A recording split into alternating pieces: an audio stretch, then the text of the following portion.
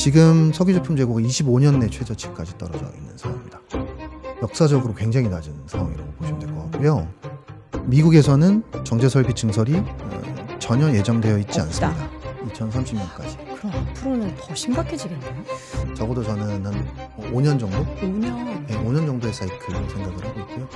연간으로 보면 연초부터 보면 2배 정도 오른 업체들도 있고요. 네. 최근 한 달 사이에 거의 한 30%씩 오른 업체들도 꽤 많습니다. 정유업체들의 주가 바닥이 지난 4월 달이었거든요. 네. 그 뒤로 지금 52주 신고가가 계속 나오고 있는 상황이고 지금 올해 기준으로 한 12월 정도가 되면 미국의 원유 생산량이 피크를 찍을 거고요. 내년부터는 원유 생산량이 감소하는 사이클로 들어갑니다. 미국의 원유 생산량이 줄어든다라는 것 자체가 결국은 유가의 하방을 지지한다라고 생각하시면 될 것 같고요. 네, 월스트리트 모닝 브리핑 함께하고 있습니다. 이어지는 글로벌 인터뷰 오늘도 빈센님 함께합니다. 어서 오세요. 안녕하세요, 빈센트입니다. 네, 봄과 가을에 경계 있으시네. 아니 이렇게 노란색을 잘 받으셨어요? 노란색이요? 네. 꺼내져 있던데요. 아니 그러면 네. 집에 아침에 출근할 때 네. 옷을 이렇게 이거 입어라 이렇게 하면서 꺼내주세요? 원래 이렇게 착착착 돼 있지 않아요? 와. 뭐 그렇게 하실 거면 아니 진짜 부인 잘 만나셨다. 제가 뭐 항상 과분하죠. 영상 편지 한번 쓰세요. 네, 항상 감사하다. 과분한 저희 앞길을 마련해 주셔서 감사합니다. 아니 영혼 좀 실어주시라고요. 뭐라고요? 영혼을 좀 실어주세요. 영혼 엄청 있게 한 건데. 네, 알겠습니다. 뭐 알고 계시겠죠? 예, 진심을. 아니 근데 어떻게 이렇게 옷을 다 이렇게 딱 맞춰주시고 꺼내주시고 이거 쉽지 않을 것 같은데 새벽에 네. 같이 출근 준비하시잖아요. 이게 전날 저녁에 하는 거죠. 그러니까 전날 저녁에도 그분도 쉬셔야 되는데. 알겠습니다. 네. 잘하세요. 알겠습니다. 예. 잘하겠습니다. 장가를 참 잘 가신 것 같습니다. 자, 오늘 밤사이 시장이 조금 빠졌어요. 네. 파월 의장의 발언에 영향을 시장이 조금 받았는데 사실 우리 모두 다 지금 살짝 높아져 있는 거는 알긴 하는데 네. 그걸 탁 건드려주는 것 같아서 좀 불안감이 시장이 뭐 또 때마침 차익실현 출회될 만한 그런 시기이기도 하고요. 네. 그래서 오늘 하루에 하나는 어떤 문장일까요? 네, 간밤에 있었던 파월 의장의 멘트가 꽤 중요했었고요. 네. 화면에 오시는 것처럼 글쎄요, 성장하는데 우리가 앞으로 나가는데 위험 없는 길은 없다. 즉 고래 FOMC를 복귀해 보면 점도표의 이견이 있었습니다. 그렇기 때문에 FOMC 이후에 과연 이 FOMC가 비둘기적인가 아니면 매파적인가 아니면 매둘기인가 이견이 분분한 상황인데 네. 파월 의장은 원론적인 얘기를 하면서도 듀얼 먼데이트 즉 고용과 물가는 우리 연준의 일 아니면 그 이외의 것들 글쎄 FOMC 열리기 바로 전까지만 하더라도 뭐 세 번째 책무냐 아니면 이제 금융시장을 더 봐야 되는 거 아니냐 이 역시도 이견이 분분했지만 파월 의장이 잘하는 게 선긋기 아닙니까? 네. 또 한번 선을 걷고 또한 시장이 가장 의구심이 있었던 멘트 중에 하나 지금의 고평가는 많은 부분들이 알고 있죠. 하지만 연준 의장이 고평가 있는 것 같다. 즉 미국 증시가 고평가 논란에 상당히 중심에 있다라는 멘트도 역시 우리에게 불안감을 자극하고 있다. 하지만 위험 없는 길이 없는 것처럼 위험 없는 성장도 없습니다. 네. 따라서 위험 없는 성공 투자를 위해서 여전히 지금의 주가 지수 저는 추세는 살아있다라고 보고 있기 때문에 늘상 드리는 말이죠. 밀리면 산다. 네. 위험 없으려면 그냥 뭐 예적금 들어야죠. 위험은 또 다른 욕망입니다. 탐욕. 네. 예, 여러분들이 지금 탐욕을 많이 부리시고 계신데 이렇게 살짝씩 공포가 찾아올 때는 지금 시장이 과연 우리가 탐욕을 부려도 될 만한 상황인지는 우리가 또 숫자로 확인해 볼 텐데 그 숫자는 추석 지나고 나면은 계속 속속들이 전해질 거예요. 가장 중요한 숫자가 이제 결국에는 실적인데 지금의 주가를 합리화할 만큼의 실적과 향후 가이던스를 발표를 할까? 밤사이 또 새벽에 발표된 마이크론 테크놀로지의 실적은 탐욕을 부리기에 또 앞으로 할 실적에 대한 전망도 탐욕을 부리기에 적합한 그런 내용이 또 발표가 된 것 같아서 정확하죠. 네, 시장은 또 거기에 대해서 오늘 밤에는 다르게 또 반응하지 않을까라는 생각이 듭니다. 자, 이어서는 오늘 우리가 이제 에너지 얘기를 좀 해봐야 되잖아요. 네. 에너지틱하게 이분 되게 에너자이죠. 오랜만에 만나는 것 같아요. 보통 한 달 정도 된 것 같아요. 네. 왜냐면 더울 때 만났는데 이제 선선해지고 있죠. 그러니까요. 근데 또 이제 자주 만나야 될 것 같다라는 느낌이 조금씩 드는데 하나치과 리서치센터 윤재석 연구위원 함께하도록 하겠습니다. 어서 오십시오. 네, 어서 안녕하세요. 오세요. 네, 반갑습니다. 오랜만에 나오신 이유가 타인가요, 자인가요? 자유로 나왔습니다. 자이로 나오셨다고요? 네. 나와야 할 때 타이밍이라고 생각하셔서 한 달에 한 번 지금 계속 나오고 있습니다. 그럼 2주에 한 번은 어떻습니까? 약간 저랑 빈센님을 계속 빨리 눈이 막아주라고 약간 이런 눈빛으로. 눈이 흔들립니다. 네, 네. 알겠습니다. 뭐 저희야 자주 보면 좋은데 네. 자주 부르는 것은 사실 그 섹터에 이슈가 있다는 많아야죠. 것이죠. 네. 최근 한 달 사이에 어떻게 에너지 쪽에 있어서의 기업들의 주가 움직임을 한번 볼까요, 먼저? 네, 그러실까요? 네. 일단 최근에 이제 굉장히 핫하죠. 블룸에너지. 블룸에너지. 연료전지 업체가 지금 2달 만에 200% 올랐네요. 잠깐만요. 2달 만에요? 네, 제가 7월 9일 날 지금 회색 막대가 7월 9일 대비니까 2달. 200%? 네. 음. 한 달 사이에 90% 올랐고요. 지금 우리 엔비디아 이런 거 얘기할 때가 아니었네. 그때 늘상 얘기하잖아요. 엔비디아는 좋을 것이다. 하지만 네. 수익률 측면에서 다양한 것들을 바라보자. 조선의 약사가 얘기하는 것도 있고 네. 또 우리 에너자이저가 얘기하는 것도 있으니까 의미가 있어 보입니다. 200%. 자, 그리고 그리고 트럼프가 싫어하긴 하지만 태양광 업체들도 네. 지금 한 달 사이에 30%가 올랐고요. 아, 이게 개별 업체별로는 좀 더 올랐을 거예요. 지금 제가 이게 시총 합산해서 계산한 네네. 거기 때문에. 그리고 석탄 업체들도 지금 2달 만에 40%. 석탄도 네. 이제 에너지 하다 석탄까지 필요하다라는 얘기를 그렇죠. 지난번에도 많이 해주셨는데 그렇죠. 맞아요. 기업도 진짜 많이 올랐네요. 네. 그러니까 이 석탄은 그때 윤재성 애널리스트가 네. 꼭 집어서 사실 석탄이 지금 시대에 약간 어색할 수 있지만 맞아요. 미국에서 상당히 의미 있을 거다라는 말씀을 주신 다음에 이렇게 많이 올랐어요. 네, 그래서 이게 결국은 저희가 결론을 내려보면 네. 뭐 당연히 SMR도 보시는 것처럼 많이 올랐어요. 원전도. 음. 근데 문제는 지금 가장 빠르게 에너지원을 공급해 줄 수 있는 그런 에너지가 무엇이냐라고 봤을 때 지금 당장. 당장 해줄 수 있는 게 뭐라고 봤을 때 그걸 해결해 줄 수 있는 업체들이 지금 각광을 받고 있는 상황이라고 보시면 될 것 같고요.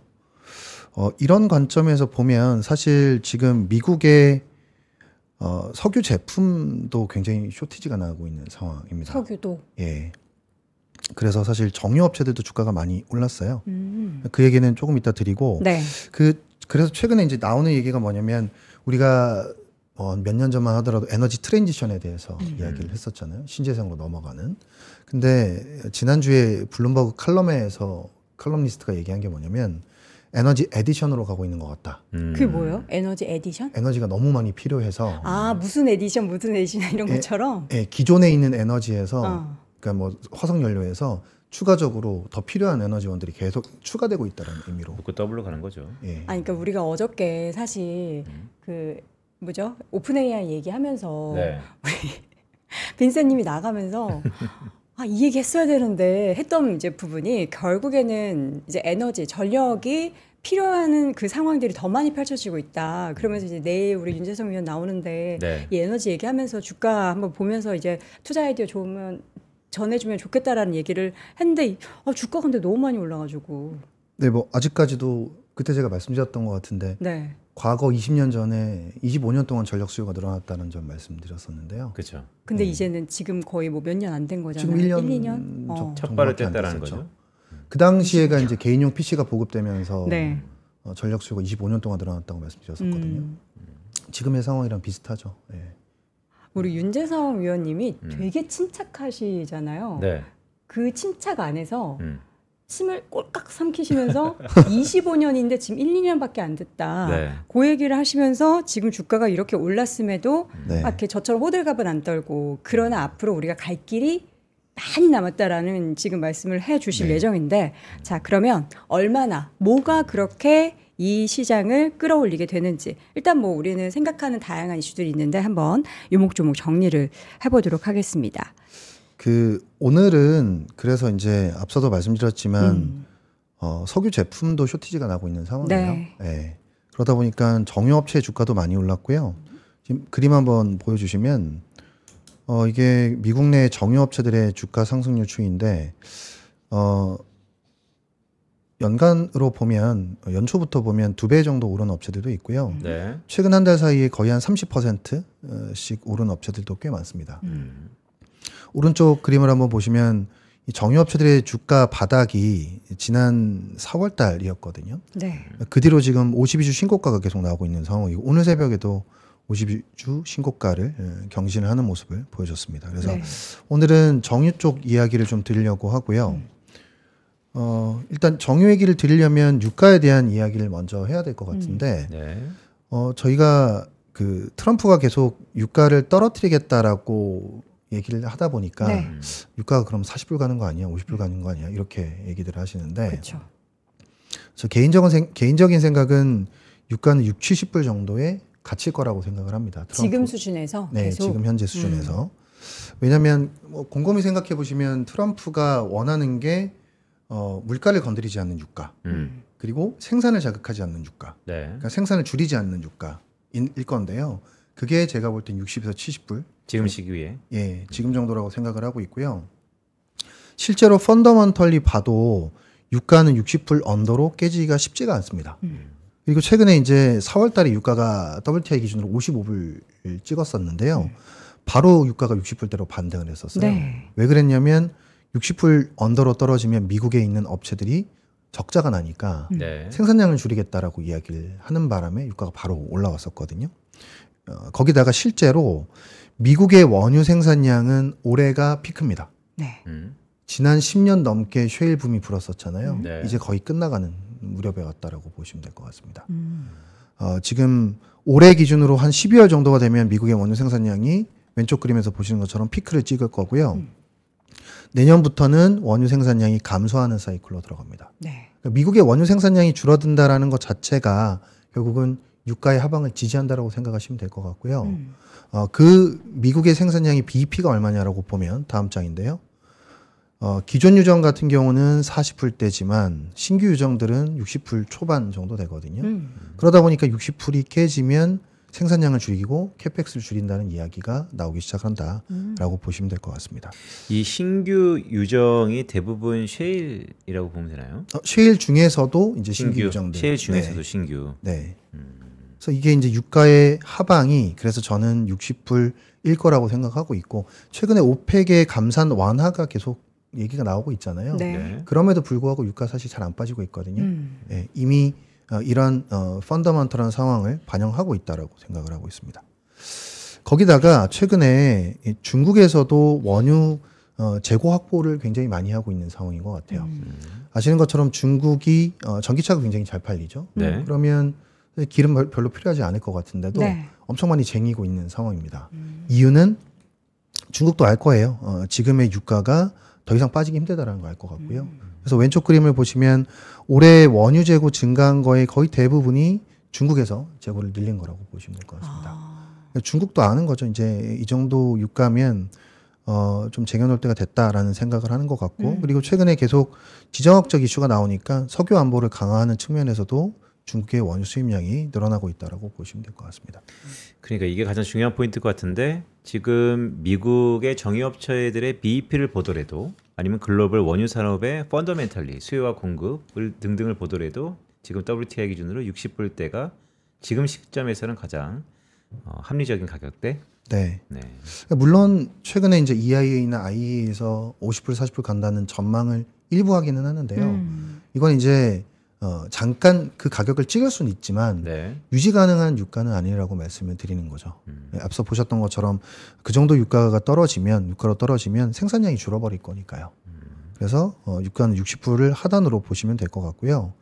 상단 같은 경우는 트럼프가 어쨌든 70불이 넘어가면 물가 부담이 생기기 때문에 이런 부분들을 막기 위해서 가장 먼저 한 게 중동으로 달려갔죠. 이번에 취임하고 나서 한 두세 달 만에 달려갔습니다. 이게 바이든 때랑은 완전 달라진 그림이에요. 바이든 때는 물가 부담이 엄청나게 생겼으니까 그때 미국의 중동의 사우디의 MBS한테 가서 만나달라고 했는데 두세 번이나 거절을 당했거든요. 근데 이번에는 트럼프가 직접 먼저 찾아가서 악수를 청했죠. 그래서 그 뒤로 지금 사우디에서 감산 완화를 본격적으로 하고 있는 상황이고요. 오펙 플러스의 감산 완화가 이렇게 세 단계로 나눠져 있습니다. 일단 왼쪽 그림을 한번 보시면 첫 번째가 공식 감산이고요. 두 번째로 했던 감산이 1차 자발적 감산, 세 번째로 했던 게 2차 자발적 감산 이렇게 세 단계로 나눠져 있는데 맨 마지막에 했던 감산은 이미 다 완화를 시켜놨고요.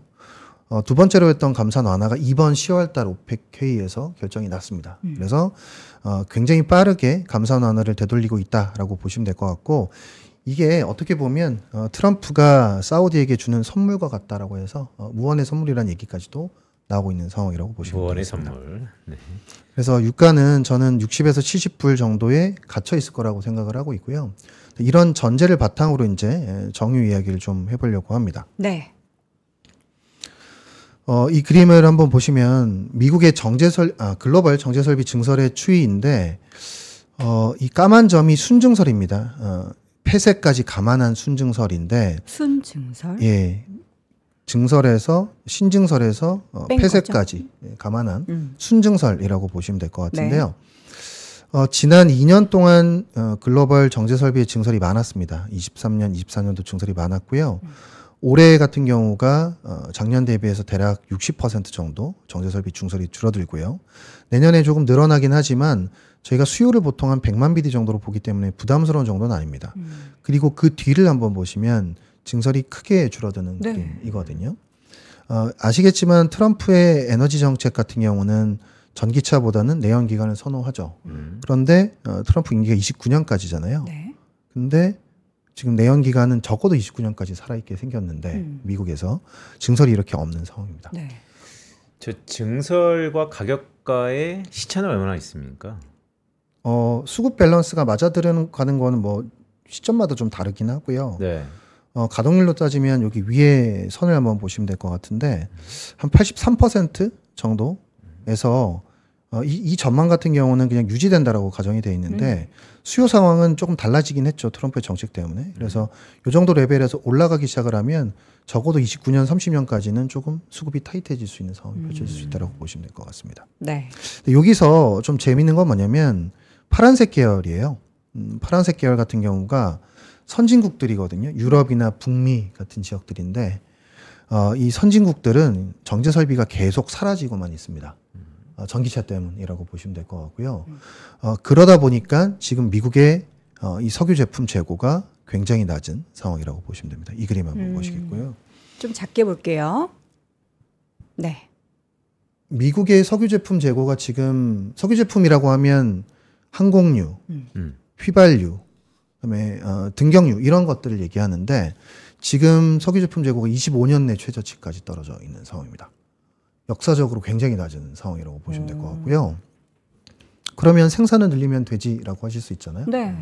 늘릴 수가 없습니다. 왜요? 왼쪽 그림을 한번 보시면 이미 가동률이 풀가동이기 때문입니다. 가동을 저렇게 하는데도 부족하다. 네. 가동을 이렇게 하는데도 재고가 20년 내 최저치, 25년 내 왜 그런 최저치까지 거죠? 떨어져 있죠. 앞서서 보셨던 것처럼 설비 폐쇄가 계속 미국에선 이루어졌었고요. 그런데 미국의 경기는 지난 몇 년 동안 나쁘지 않았었잖아요. 전기차뿐만 아니라 사실 경기가 나쁘지 않으면 이 원유 수요는 늘어날 수밖에 없고 정제 제품의 수요는 늘어날 수밖에 없습니다. 그러니까 결국 미국에서 설비는 계속 없어지는데 수요는 늘어나고 계속 늘어났으니까 가동을 이렇게 하더라도 재고가 20년 내 최저치까지 떨어져 있는 상황이라고 그러니까 보시면 이 됩니다. 큰 서사 속에 가장 두 가지의 가정이 첫 번째는 예상보다 전기차가 덜 팔리기 시작했다. 그렇죠. 두 번째는 트럼프가 갑자기 정책을 확 바꿔버렸다. 맞습니다. 이게 윤재성 의원이 지난번부터 계속 말씀드린 거는 앞으로는 모르겠지만 결국 트럼프의 남은 임기까지는 지속된다. 네. 거기다가 저희가 전기차만 생각할 게 아니라 디젤 같은 경우는 산업용으로 씁니다. 산업 경기가 좋으면 당연히 디젤 수요는 늘어날 수밖에 없어요. 네. 그리고 미국에선 지금 항공유 수요가 되게 좋습니다. 이따가 말씀드리겠지만 항공유 수요가 너무너무 좋은 상황이라서 그 부분도 아까 보셨던 재고가 이렇게 줄어든 원인으로 작용하고 있다고 보시면 됩니다. 항공은 왜요? 경기가 살아났다는 건가요? 지금 코로나 이후로 비행 수요가 가장 많이 올해가 늘어난 걸로 알고 있습니다. 예. 역대급으로 높은 수요를 보이고 있는 걸로 알고 있습니다. 이 설비라는 것은 우리가 이제 뭐 뚝딱 만든다라고 해서 다음 달에 만들어질 수 있는 그런 구조가 아닌 거잖아요. 근데 설비를 앞으로 뭐 늘릴 계획이 있다라거나 뭐 이런 거는 없는 건가요? 그래서 아까 제가 보여드렸던 이 차트인데요. 미국에서는 정제설비 증설이 전혀 예정되어 있지 없다. 않습니다. 2030년까지. 그럼 앞으로는 더 심각해지겠네요. 그렇죠. 근데 저 차트가 되게 중요한 차트인데 저거 전망치가 확확 바뀌는 사례는 없나요? 왜냐하면 공장을 짓기 시작하면 4년 정도 걸리기 때문에 4년. 그 임기 끝나네요. 그럼 임기 끝나요. 그러면 이제 본인들이 짓겠다고 했는데 지어놓고 안 지어놓고는 수도 있어요. 트럼프가 없으면 이게 문제가 되기 때문에 그쵸. 사실은 미국에서 정제설비 증설이 없을 겁니다 앞으로. 그러면 미국에서도 대부분 트럼프의 임기와 동시에 지금의 정책은 소멸된다라고 생각을 하겠군요. 그럴 수 있죠. 그러면 지금 설비를 더 만들 수 없는 환경이 향후 한 3, 4년 동안 이어질 수밖에 없고, 그리고 지금 계속 수요는 늘어나고 있고 공급은 굉장히 제한적이다. 이거는 가격이 계속 올라갈 수밖에 없는 그냥 그런 구조가 더 심화될 수밖에 없는 거예요. 그렇죠. 그래서 가격이 올라가고 마진이 올라갈 텐데 네. 지금 미국의 정제 마진이 1년 내 최고치까지 올라와 있는 상황이고 그걸 반영해서 아까 보셨던 정유업체들 주가가 52주 신고가가 나고 있는 상황이죠. 그런데 그게 앞으로도 더 적어도 이어질 수밖에 없는 트럼프 상황이. 임기 내내 동안은 지속될 가능성이 있죠. 와, 근데 우리는 지금 이거를 투자를 아이디어를 사실 그 동안에도 우리 윤재성 위원님께서 나오셔서 말씀을 해주셨는데 네. 귀뚱으로 들었습니다. 죄송합니다. 그래요? 네. 엔비디아 너무 좋아서? 아니 그냥 AI 얘기하니까 이것만 해도 네. 되겠구나 했는데 이런 공급 부족에 대한 거를 되게 심각하게 생각 안 했거든요. 근데 이제 설비 자체를 못하는 그런 상황이라고 이제 딱 못을 받고 나니까 이거는 그냥 약간 금 같아요. 금이 이제 그럴 수 있을 것 같아요. 네. 수요 많은데 공급은 이제 제한적이고 금강에서 캘 수도 없는 거고 뭐 그런 상황이랑 저는 비슷하게 흘러가고 있구나. 금 투자가 요즘에 되게 핫하잖아요. 당시 네. 에포트가 비나도록. 에너지 쪽에 네. 있어서는 관련한 기업들에 있어서 우리가 관심을 되게 많이 가져야 되는데 저는 제가 말씀해 주셔가지고 정유 기업들을 다 모아놓은 ETF 엑셀을 봤는데 그 ETF는 별로 안 올랐어요. 아, 그게 왜냐면 거기 안에는 원유를 생산하는 업체들이 아마 들어가 있을 겁니다. 엑소모빌이라든지 네. 네. 쉐브론 이런 업체들은 이 정제도 하지만 원유 생산까지 같이 네네. 하는 업체들이거든요. 그런 업체들 같은 경우는 사실은 주가가 별로 못 올랐죠. 유가가 약하니까. 제가 말씀드리는 업체들은 우리나라의 S-오일 같은 업체, 네. 원유를 받아서 정제해서 그 정제 판매하는. 마진으로 돈을 버는 이런 정제만 하는 회사를 말씀을 드리는 거고요. 그래서 결론적으로 지금 미국의 상황이 굉장히 수급이 빠듯하다라는 네. 거고, 그럼 미국이 뭘 해야 될 거냐라고 보면 미국이 휘발유 수출이 전 세계에서 가장 많은 국가라고 보시면 됩니다. 네. 본인들이 쓸 게 없잖아요. 그러면 수출을 줄여야겠죠. 그래서 오른쪽 그림에서 보시는 것처럼 미국의 휘발유 수출이 4년 내 최저치까지 떨어져 있는 상황입니다. 코로나 때를 제외하고 보면 거의 한 7년 내 최저치인 것 같아요. 당연한 거죠. 본인들이 쓸 게 없는데 수출할 여력이 어디 있겠습니까? 그래서 수출을 줄이고 있는 상황이고 전 세계에서 수출을 가장 많이 하는 이 국가가 수출을 줄이면 나머지 지역들은 공급이 줄어드니까 수급이 나머지 지역들도 빠듯해지겠죠. 결국 그게 아시아까지도 영향을 주고 있는 상황입니다. 그렇죠. 사실 셰일 혁명 이후에 미국이 원유 순수출국이 됐고 넘버 2라고 할 수 있는 사우디, 러시아 등등을 지금 막아놓고 있는 거잖아요. 그래서 사우디는 외교 관계로 상당히 공급을 제한시켜놨고 문제는 러시아인데 러시아와의 관계가 그래서 중요하잖아요. 최근 약간 화해 무드가 있는 것 같더니 다시 각자 도생으로 가는 것 같아요. 러시아의 이벤트가 유가를 끌어올릴 수 있는 개연성이 있습니까? 러시아의 이벤트가 이미 러시아 원유는 다 밖으로 나오고 있는 상황이고요. 이미? 예, 이미 나오고 있고요. 알게 모르게 중국이랑 인도에서 러시아 원유를 다 받아 쓰고 있는 상황이잖아요. 예, 그래서 이미 다 원유가 나오고 있는 상황이기 때문에 네. 러시아 관련된 이슈가 유가에 미치는 영향은 제한적이라고 봅니다. 그래서 이번에 그 트럼프가 계속 얘기하고 있는 게 러시아 원유 받았으면 우리 관세 매길 거야라고 하면서 네. 인도에게 관세 추가 관세 25% 매긴 게 그 이유 때문이죠. 예. 오히려 러시아 원유를 못 쓰는 상황이 오면 유가가 오히려 올라갈 가능성도 있다라고 보시면 됩니다. 예. 트럼프 입장에서는 사실 러시아 원유를 인도가 써주면서 관세를 매기는 게 꽃놀이패네요. 그렇죠. 지금 상황 속에서 그러면은 우리가 아직 초입이고 이런 에너지에 있어서의 요 쇼티지라고 해야 되나요? 이게 계속해서 이어진다라고 했을 때 기업들의 그 엄청난 매출 증가와 또 마진까지 증가하는 그런 분위기가 앞으로 더 이어진다면 이제 포트 안에 이 기업들은 분명히 가져가야 되는데 앞서서 뭐 다양한 기업들에 대한 뭐 종목들의 수익률을 보여주시긴 했는데 대표적인 뭐 시장 이끌고 있는 기업을 꼽자면 마라톤 페트롤리움이라는 업체가 있고요. 마라톤 그리고 페트롤리움, 필립스 더블 식스, 필립스 66이라는 회사가 있고요. 필립스 66. 예, 발레로라는 업체가 있습니다. 발레로. 예, 그 종목들은 제가 이따 한 번 더 말씀을 드릴게요. 네. 근데 사실 이게 이 원유 산업, 정제 산업 이게 글로벌 비즈니스이기 때문에 미국뿐만 아니라 사실 아시아에서도 이제 투자 기회를 볼 수가 있고 아시아라면 한국 특히나 한국이죠. 우리나라 정유 기업들도 우리나라 정유 기업이 글로벌 5등을 하고 있습니다. 1등부터 순서를 한번 쭉 말씀드려 보면 이렇게 보시면 되겠네요. 이 차트 한번 보여주시겠어요? 중국, 미국이 1, 2등을 하고 있고 거의 근사한 차이라고 보시면 됩니다. 네.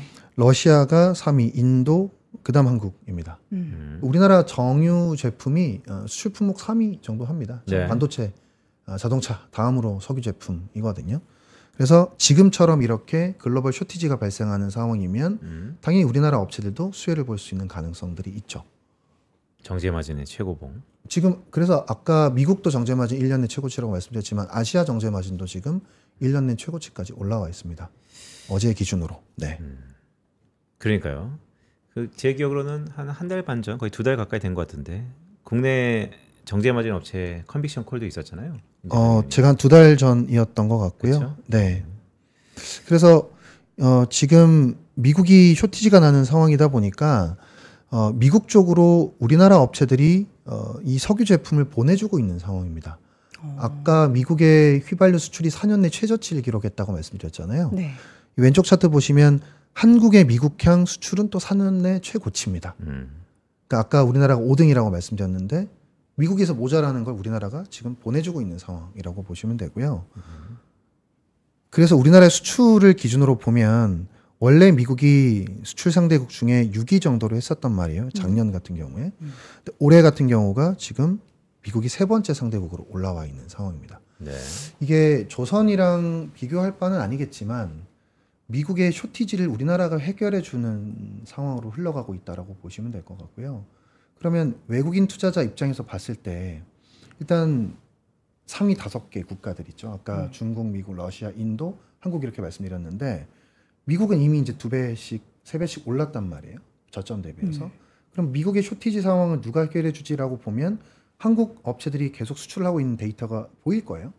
그래서 최근에 우리나라 정유 업체들의 수급을 보면 외국인들이 한 3달 연속으로 계속 사주고 있는 상황이거든요. 네. 아마 글로벌 쇼티지의 상황을 감안했을 때 한국 업체들이 수혜를 볼 수 있다라는 컨셉으로 아마 들어오고 있는 게 아닌가라고 추정을 하고 있습니다. 그게 이제 결국 이제 물량과 규모의 싸움일 것 같은데 윤재성 의원이 말씀드렸던 것처럼 글쎄 약간 보는 시각이 다를 수 있겠지만 미국의 재건을 위해서 한국의 반도체, 한국의 조선, 거기에 한국의 원유까지 규모가 얼마나 될까요? 나중에 그렇게 미국의 재건을 위해서 미국 향으로 가는 지금 우리나라 업체들의 올해 수출 미국향 수출량이 대략 한 전체적으로 봤을 때 한 50% 정도 이상 늘어난 것 같긴 하거든요. 네, 꽤 많이 늘어났어요. S-오일 기준으로 보면 지금 미국이 수출 상대국 2위까지 올라섰다고 하거든요. 네. 예, 굉장히 높은 포션으로 지금 미국향 수출이 늘어나고 있는 상황인 것 같습니다. 왠지 화장품의 느낌이 좀 나네. 저는 지금 머릿속에 앞으로 우리가 사실 그동안 AI 뭐 관련된 하드웨어 소프트웨어 기업들 다 놓치고 네. 그동안 뭐 10배, 5배, 10배 오를 때 무서워서 못하고 이런 그러니까 산업의 뭔가 초반이 아니잖아요. 지금 에너지 쪽은 근데 반대로 초반이고 그래서 여기서 지금 기준으로 향후 10배거 기업들이 나오겠다. 그런 생각이 조심스럽게. 네. 예. 그러니까 이게 물량도 늘어나고 네. 가격도 같이 올라가면서 마진도 올라가는 네. 구조니까 그러니까 P와 다. Q가 같이 올라가는 구조가 될 수 있기 그러니까요. 때문에 네. 그렇다면 뭐 좋지는 건 아니겠지만 모든 게 다 우리의 예상대로 가고 있긴 하지만 리스크가 있다면 어떤 게 있을까요? 만약에 이런 상황이 갑자기 벌어진다거나 유가가 급락하는 경우는 리스크 포인트로 보실 수가 있죠. 급락하는 상황이 뭐가 수요 있죠? 부진, 경기 침체. 경기 침체 그 이슈가 아니면 음. 공급적인 부분에 있어서는 아까 보셨지만 딱히 지금 조여져 증설이 있는 많이 상황. 들어올 것들은 없다. 경기 침체의 최대 수혜주 중에 하나가 AI 픽이 아니고 음. 에너지 픽일 것 같다는 생각이 좀 드네요. 경기 침체의 수혜주. 그러니까 경기 침체가 안 나오면 네, 그렇죠. 네. 그럼 우리는 에너지주 볼 때 경기 침체 가능성을 제일 염두하면서 그 매크로 변수가 크게 변화되지 않고 그래도 지금 수준으로 계속 잘 유지가 된다라고 했을 때는 우리 윤재성 의원님께서 말씀해 주셨던 그 에너지 사업의 부흥은 앞으로 계속 이어질 수밖에 없는 수급 구조가 펼쳐질 것이다. 여러분 그러면 이제 기업을 봐야죠. 전 제일 궁금한 게 그래서 지금 시간이 한 약 10분 정도 남았는데 기업별로 좀 자세하게 말씀해 주시면 좋겠는데 미국 기업을 일단은 볼까요? 앞서서 말씀해 주셨던 기업 중에 사실 네. 마라톤은 많이 익숙한 기업이긴 한데 지금 네. 그 아래에 있는 기업들 중에서는 생경한 기업들이 꽤 많아요. 시총이 작아서요. 네. 지금 보시는 것처럼 시총 사이즈가 밑에 보시는 종목들은 이제 워낙 시총 사이즈가 적다 보니까 이제 시총 사이즈 큰 업체들은 이렇게 마라톤 페트롤리면 필립스 더블식스 발레로 이렇게 보시면 될 것 같고요. 네. 사실은 이런 업체들 같은 경우는 구조가 거의 비슷한 구조를 가지고 있습니다.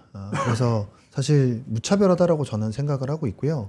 시총 큰 업체들 위주로 보시는 게 맞지 않을까라고 생각을 하고 아시아에서는 한국 업체들 보시면 될 것 같고 아까 보셨지만 아까 말씀드렸지만 정제 마진이 지금 10불을 넘어가고 있는 상황이고 휘발유 같은 경우는 지금 드라이빙 시즌이 끝났어요. 끝났음에도 불구하고 지금 여전히 강세를 보이고 있는 상황이거든요.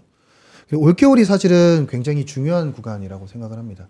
왜냐하면 지금 등경유 같은 경우는 겨울철에 수요가 강한 편이거든요. 왜냐하면 이 등경유는 그 난방용으로 사용이 되기 때문에 겨울철이 보통 성수기인데 지금 글로벌 등경유 재고가 굉장히 낮은 상황까지 떨어져 있습니다. 네. 올겨울이 만약에 조금이라도 춥거나 공급적인 차질이 발생을 하면 아마 올겨울에는 정제 마진이 꽤 많이 올라갈 가능성이 있고요. 이거는 정제 마진이 좋아지기 시작을 하면 글로벌이 다 좋아집니다. 네. 그러니까 우리나라뿐만 아니라 미국, 아시아 업체 전반적으로 다 좋아질 수 있기 때문에 일단 미국 업체 위주로 보시고 아시아에서도 한국 업체를 보시면 좋을 것 같습니다. 미국 업체를 위주로 보고 아시아에서는 한국 업체다. 미국 업체는 그러면 시총이 다 작다라고 하셨는데 지금 시총 그래도 여기 기준으로는 보시는 마라톤이 세계 제일 큰 업체들은 거예요? 시총이 크죠. 네. 상위 세 개. 예, 제가 아까 말씀드렸던 이 상위 세계 업체들은 시총이 큰 업체들이기 때문에 이런 업체들은 그냥 무차별하다라고 봅니다. 예. 사실 시형 판단이 더 중요한 것 같고요. 네. 시총 큰 업체들 위주로 보시면 될 것 같고 아시아에서는 저는 SOE를 추천을 드립니다. 이 SOE 추천드리는 이유는 최근에 한국도 그렇고 글로벌 석유화학 산업의 구조조정 이야기가 굉장히 강하게 나오고 있는 상황인데 네. SOE이 지금 진행하고 있는 프로젝트 중에 샤인 프로젝트라는 게 있습니다. 쉐인 프로젝트. 샤인 프로젝트라는 게 샤인 있는데 프로젝트. 이 설비가 석유화학 설비예요. 근데 2027년도에 상업 가동을 시작을 할 텐데 지금 글로벌 화학 산업의 구조 조정이 지금 올해 말부터 시작해서 내년까지 계속 이어질 것 같습니다. 구조 조정이 된 이후에 이 샤인 프로젝트라는 설비가 신규로 들어오는 게 27년이기 때문에 이 화학 산업에서의 턴어라운드 기대감도 같이 가져갈 수 있는 종목이 SOE이라고 생각을 하고 있고요. 네. 그래서 아시아에서는 SOE 그리고 미국에서는 마라톤 페트롤리움, 필립스 더블식스, 발레로 이렇게 말씀을 드립니다. 이 대표적인 기업들에 있어서 지금 실적 추이가 향후 이제 기대되는 예상치 이런 것들을 보면은 뭐 우리가 항상 퍼센테이지로 보잖아요. 전년 대비, 전분기 대비해서 그런 최근에 나왔던 실적에 대한 숫자가 좀 어떻게 놀라운 숫자가 찍히고 있는 건가요? 일단 추정치는 내년도 추정치가 굉장히 높기는 하죠. 네. 올해가 조금 부진했었던 상황이었기 때문에 내년도 추정치는 아마 꽤 많이 올라갈 가능성이 있고요. 네. 근데 이거는 사실 업황에 따라서 이 추정치가 당연히 바뀔 수밖에 달라지겠죠? 없기 때문에 지금 현재에 찍혀 있는 숫자가 의미가 있다고 보기는 조금 어렵습니다. 왜냐하면 정제 마진이라는 게 항상 매일매일 나오는 거고 매일매일 변화하기 때문에 이 마진이 올라가면 당연히 거기에 맞게 추정치가 변할 수밖에 없기 때문에요. 추정치가 상향될 가능성이 높죠. 경기 침체만 없다면 지금 상황에서 에너지 기업들 이거 말고 또 경기 침체 말고는 없어요? 리스크 리스크. 포인트. 네. 지금 러시아가 억지로 지금 짜는 느낌이 그런 건 있는데. 있어요. 네. 러시아가 지금 드론 타격을 받아서 네. 설비가 제대로 못 돌아가고 있는 상황이긴 하고 그래서 휘발유가 부족해서 휘발유 수출 금지 조치를 내려놓은 네. 상태입니다. 그래서 지금 이것도 연장하겠다고 얘기를 하고 있는 상황인데 만약에 전쟁이 끝나서 러시아 설비들이 제대로 돌아가면서 러시아에서 수출이 나오기 시작을 한다라고 하면 공급적인 리스크가 될 수는 있죠. 네. 그런데 그게 결국은 재건 수요까지도 연결이 될 수 있기 때문에 오히려 수요 측면에서 보면 더 긍정적인 부분도 있을 것 같기는 하고요. 그래서 러시아가 지금 제대로 못 따라가는데 이 설비들이 공급을 늘리는 케이스, 그게 리스크 포인트가 될 수가 있고 가장 중요한 리스크 포인트는 이게 될 수 있겠네요. 중국의 전기차 침투율이 계속 빠르게 올라가고 있기 때문에 중국의 수요가 줄어들 수 있다라는 포인트. 그 부분은 글로벌 정유 산업에 있어서의 가장 핵심적인 리스크 포인트죠. 그 부분은. 근데 휘발유는 그럴 수 있지만 등경유 같은 경우는 아까 산업용으로 쓰인다고 말씀드렸잖아요. 중국의 산업 경기가 좋아지면 또 디젤 같은 건 많이 사용이 될 거기 때문에 그 부분에서 어느 정도는 메이크업 되는 부분이 있을 겁니다. 네. 리스크 포인트는 유가 급락 혹은 러시아 설비의 재가동 아니면 중국의 전기차 침투율이 굉장히 빠르게 올라가서 기름 수요가 줄어들 수 있는 부분들. 요 세 가지 정도가 리스크 포인트가 될 수가 있겠네요. 그러니까 트럼프 정부가 뭐 이런 말이 좀 그렇지만 어차피 임기가 정해져 있는 정부이기 때문에 지금 중장기 투자도 할 수 없는 가운데 있고 그런데 수요단에서는 상당히 회복이 됐고 네. 지금이 어떻게 보면 골든 타임일 수 있다는 것이죠. 근데 우리가 이제 뭐 미래 뭐 4년, 5년 뒤 뭐 내년도 잘 모르겠는데 좀 장기적인 전망하는 건 어렵긴 하지만 실제로 트럼프 임기가 종료가 된 상황 속에서도 어차피 설비가 없으니까 또 네. 그때 또 지울 수가 없잖아요. 그렇죠. 근데도 쓰여야 하는 이 에너지 관련한 그 뭐 등유도 말씀하셨던 그런 부분들은 또 그때 돼서 뭐 뭘로 확 대체되는 게 아니잖아요. 휘발유는 대체가 지금 전기차로 가능한데 휘발유는 되는데 말씀하신 뭐 등유나 뭐 항공유는 사실 아직은 비행기에다가 배터리 달아서 가면 무거워서 못 나릅니다. 할 수가 없습니다. 네. 진짜 항공유, 그 산업용으로 쓰이는 등경유 네. 같은 경우는 지금 대체가 사실 어려워요. 수소나 이런 걸로 대체를 하면 되긴 하는데 아직까지 네. 너무 단가가 높은 그쵸. 상황이잖아요. 그러니까 지금 휘발유는 타격을 받을 수 있지만 항공유, 등경유 혹은 납사, 그러니까 화학 제품 만드는 네. 원재료 이것도 대체가 안 되거든요. 이 비중이 어느 정도 돼요? 이 에너지 휘발유의 안에서? 비중이 대략 한 수요 비중이 한 25% 정도 되고요. 생각보다 적네요. 적어요. 네. 네. 그럼 나머지 그 외에 그 위에 제품들이 75%이기 75%. 때문에 이거는 대체가 좀 어렵다. 근데 시장에서는 그리고 산업에서는 이 전기차 때문에 휘발유 수요가 줄어들 거를 걱정해서 아무도 짓지 않고 있는 상황이다. 그럼 경기가 올라오기만 하면 사실 이 나머지 75%에서 더 커지는 거죠, 이게. 예, 수요 사이즈가 커지니까 정유업체들이 아마 그러니까 진입자가 없잖아요. 그러니까 네. 기존의 플레이어들이 파이가 커지면 기존의 플레이어들이 다 그냥 먹어갈 수밖에 없는 그렇죠. 그런 상황이 되는 거고 그래서 그러니까 1, 2, 3, 4, 5등 국가들을 쭉 말씀드렸었잖아요. 그 국가 내에 있는 업체들이 수혜를 볼 수 있는 상황이 오겠죠. 근데 이제 거기서 보면 러시아나 중국 같은 경우는 사실은 투자하기가 사실 외국인 투자자 입장에서도 투자하기가 만만치가 네. 않아서 우리나라와? 결국은 올 수밖에 없는 국가들은 미국이나 인도 아니면 한국 이 정도밖에 없을 겁니다. 외국인 투자자들도. 그러니까요. 많이 고민하게 만드세요? 아 그렇죠. 아니, 왜냐하면 네. 막 갑자기 이게 막 부글부글 끓어요. 또 그래요? 예, 어제 네, 제가 네, 끌어요. 삼성전자 9만 원 한번 찍게 했잖아요. 자, 에너지 쪽에 있어서 사실 그동안에도 이런 부분을 설명을 드리긴 했는데 저는 오늘 명확하게 이제 그림이 그려지는 것 같습니다. 트럼프 임기 중에는 당연하지만 트럼프 임기가 끝나더라도 그 75%에 대한 산업 쪽에 있어서의 비중이 경기 침체만 없다면 네. 그러니까 경기 침체가 없다라는 얘기보다는 경기 침체까지의 이야기가 나오지 않는 지금의 경기 수준만 유지한다면 앞으로 관련한 업황에 있어서는 사실 그렇게 우리가 걱정할 부분은 없다로 생각하고 과거 25년이요? 25년 동안. 근데 물론 이제 과거 25년 그랬다고 이번에도 25년 혹은 뭐 더 길어질 수도 혹은 짧아질 수도 있지만 지금은 1, 2년밖에 되지 않은 그런 상황이다. 근데 이제 그 얘기는 전력 수요와 관련된 얘기고 제가 지금 말씀드린 건 아. 이제 운송 수요와 관련돼 네. 있는 예, 이 정유 쪽에 대한 얘기죠. 그럼 어떻게 기간이 줄어요? 그렇게 되면? 사실 전력 수요 같은 경우는 앞서서 25년 동안 네. 늘어났다고 말씀드렸는데 네. 이쪽 정유 쪽 같은 경우는 리스크들이 아까 있다고 말씀드렸잖아요. 전기차 같은 리스크들이 있기 때문에 이거는 사실 전망이 10년, 20년까지 이렇게 길지는 않습니다. 예, 적어도 저는 한 5년 정도? 5년. 예, 5년 정도의 사이클로 생각을 하고 있고요. 그 뒤는 한 번 더 봐야 될 것 같아요. 전기차 침투율이나 이런 것들이 어떻게 될지 모르기 때문에. 네. 그게 더 좋아요. 25년 바라보고 투자하면 저 70 된단 말이에요. 자, 5년 동안에 일단 에너지 그 가운데 있어서 정유업체에 따른 직접적인 수혜 미국과 특히나 또 우리나라의 또 대표적인 SOL 기업을 또 탑픽으로 꼽아주셨으니까 좀 최근에 SOL이 쉬네요. 때마침 아주 좋은 기회인 것 같습니다. 자, 앞으로 정유 또 에너지 관련한 이야기들을 저희가 주기적으로 또 업데이트를 해드릴 테니까 여러분 함께해 주시기 바랍니다. 오늘 하나지구 리서치센터 윤재성 연구위원 함께했습니다. 고맙습니다. 고맙습니다. 감사합니다. 자, 오늘도 월스트리트 모닝 브리핑 함께 하셨습니다. 최근 제 주변에는요, 주식 투자를 하고 싶은데 이게 워낙에 이제 미국도 한국도 많이 올라와 있다 보니까 네. 지금 하기보다는 조금 기다렸다가 혹은 지금도 내가 향후에 텐베거가 날 만한 종목들이 뭐가 있는지에 대해서 고민하는 친구들이 되게 많아요. 기다리는 조정은 오지 않는다.